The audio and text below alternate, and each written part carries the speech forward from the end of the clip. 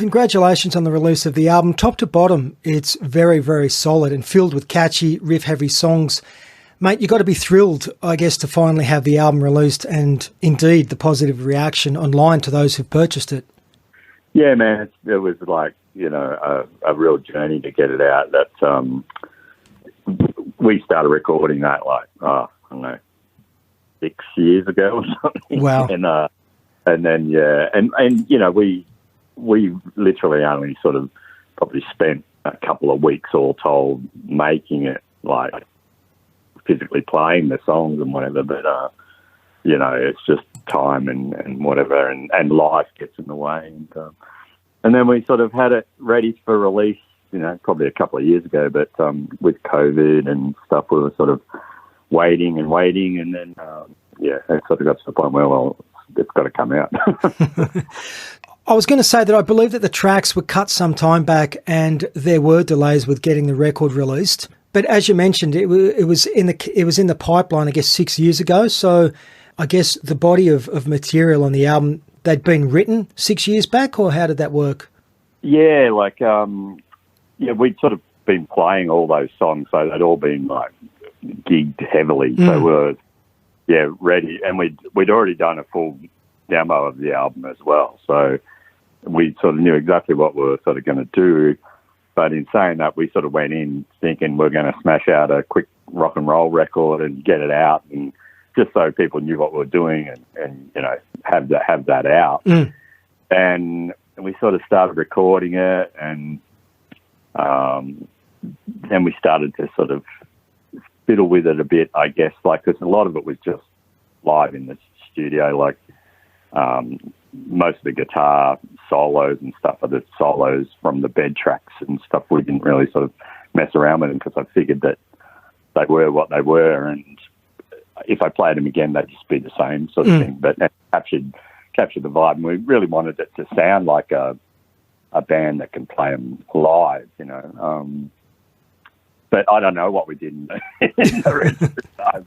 But it sort of got to the point where, you'll hear on the very first song on the record, Heavy Roller, that's my '69 Chevelle that you hear sort of revving at the start. And we're in the studio, and we're out in the car, out in the driveway, and we had the car mic'd up, and I was sort of thinking, we're probably ready to finish now. Once you start recording a car, I think we'd sort of got to the point where it's like, I can't tinker with this much more. So, Mate, you're reading my mind, because I was going to ask about the album's title track, which I really, really dig. And you won't have heard it, but we did just play that track. And the tough sounding '69 Chevelle in there, just works so well.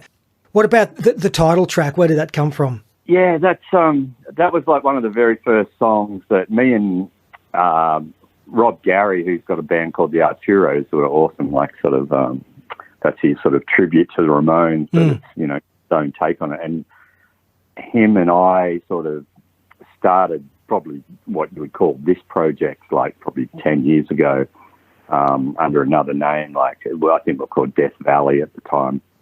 And we wrote, there's probably about 4 songs that we sort of co-wrote the music for that ended up on that record. And he came up with that very sort of first bit of riff there, and it was both of us had played in bands years previously that had, a long break in between. And that was the sort of the spark to get us going, really, was that song. And we wrote that one, and we started writing a few more, and that got me sort of more back into it because I hadn't played for a long time. I'd been managing Rollerball and had the label and just the thrill of actually playing again. And then finally getting Cam on board drumming, that was like a godsend.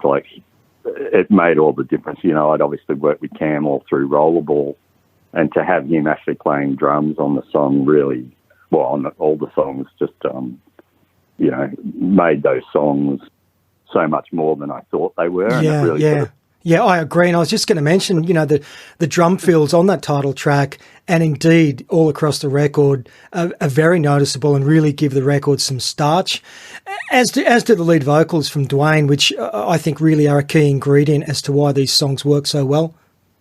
Yeah, absolutely. Like everyone sort of brings their own thing, and we've all sort of our different vibes and different influences and stuff. And I think a big part of what we were trying to do was to make sure every song was a song. We didn't want there's a lot of great sounding records out there, but you sort of can't really differentiate between, track 3 and track 7, it's just all sort of will roll into one. And we were really sort of aware that we wanted to make, there's 10 songs on the record and 12 songs on the digital sort of version of it, but we just wanted to make sure that each one sounded like its own thing, Yeah. And, everyone sort of brought their thing to it. And, Dwayne's unreal, and getting him was just so lucky. He'd moved to Australia from South Africa, and he hadn't even arrived in Brisbane before I'd sort of got in contact with him. And,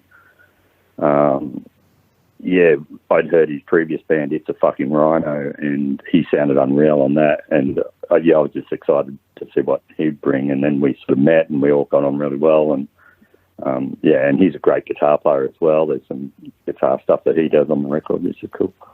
Well, many of our listeners may not be familiar with Heavy Roller. Was that you've just mentioned some brief band history there. Is that how and when the band formed? What year was that, Luke?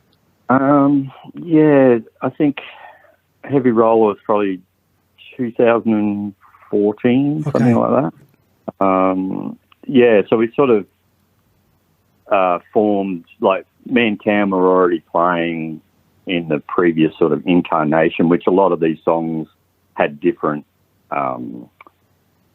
lyrics, different melodies, which we'd sort of worked on. And when I gave the new guys, Gator and Dwayne, the songs, I didn't let them hear the earlier versions because I just wanted them to bring their own thing to it. And it was probably the best thing I did because it just gave everything a real fresh sort of vibe and new lease of life. Because you can, I'm sort of listening to these songs, and I've been playing them for 10 years because I wrote them all so long ago. So they can come in fresh. Yeah. Mate, I dig the spiel in the press statement, which describes Heavy Roller as, and I quote, a bar fight between Bon Scott, Lemmy, Billy Gibbons and John Garcia with Sabbath blasting through the jukebox. However, I also reckon Dave Tice, John Baxter and Peter Wells are also in that bar looking over proceedings, because I do hear the influence of bands like Buffalo as well in your sound. Is that an accurate assumption, Luke? Are bands like Buffalo an influence? Absolutely, yeah. Like, there's a lot of Aussie rock sort of in my sort of veins just from growing up, We actually got to play with sort of Buffalo Revisited on one of their very first sort of comeback shows, and it was unreal meeting Dave Tice, and he just sounded so unbelievable still. I love those sort of Buffalo records, and Rose Tattoo and the Angels, and that's where the heart of the stuff is coming from. Just all the stuff I grew up listening to and the other guys grew up listening to, and you can't get away from the sort of brilliance of that 70s, early 80s Aussie rock stuff. Is just is top shelf, Love it. Mate, one of the real surprises on the record for me is the song titled Getting By, which, if I'm not mistaken, includes some wonderful female background vocals on there, which work really well. Yeah, that was when we started recording that. Like, my sort of my thing for that was to get a Lynyrd Skynyrd sort of vibe. That was my sort of aim when I was writing that riff, and it was sort of, we were starting to record it, and I could sort of hear in my head that we needed those female backing vocals. And I sort of knew a couple of girls who were amazing singers, and we got them in the studio, and I sort of played them That Smell by Lynyrd Skynyrd, and I said, look, this is what we're this is what I'm hearing. This is sort of vibe I'm going for. And they just nailed it. They came in not really knowing what I was doing. But, that's probably one of my sort of proudest moments on the record, that riff, that song. And Dwayne actually plays the guitar solo on that. It's a fantastic guitar solo. And, the backing vocals just, I think that's a surprise for people. They're not really you don't really hear that a lot. No, it works really, really well. And from memory, I'm also a big fan of Skinhead. I think, were they called the Honkettes, the backup singers, from memory? Yeah, right. Yep. Okay, good. Mate, besides being available on all digital platforms, Heavy Roller's self-titled album is also available on Cool Blue Vinyl as well. HeavyRollerRock.bandcamp.com. That's the place you need to visit to get your hands on the new record. I spied some T-shirts for sale as well, mate, which also look pretty impressive. Yeah, I'm stoked with that T-shirt design. It really sort of captured a vibe. It's sort of there's a song on the record called Scavenger's Delight, which is sort of like a desert stoner rock sort of song, I guess. And I thought that T-shirt's basically the T-shirt for that song. Before you go, I also want to mention the cover art, which I found really striking. Is that for listeners if they haven't seen it, it's a highway sunset?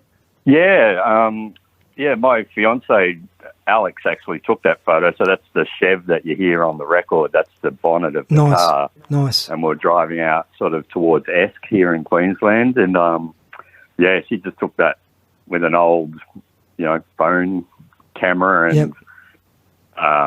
When I saw it, I was like, oh, man, that's unreal. And, we'd sort of been talking about album art and stuff, and it just captured the vibe, It's sort of, it's a good representation of what the record sounds like, I think. And it's just a classic sort of, it's not, you can get a bit cheesy with your album art and stuff. I think we wanted to sort of just, have some sort of like classic image. And I thought it was pretty cool. Yeah. And it's got a bit of Aussie vibe. Yeah, agreed. Mate, we are going to finish up with a song, and the one I've chosen is called Barfly, although I nearly went with Deceiver or Demon in Me, which are also standouts. But before you get out of here, what's on the horizon for Heavy Roller? Any gig dates locked in? No, not really. Like, we're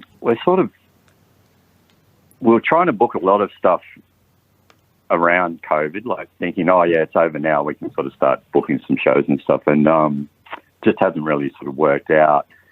We just want a little window where we know when we book some stuff, we can actually go and play. Like we're really keen to sort of get down the East Coast and play, Sydney and Melbourne and sort of places in between.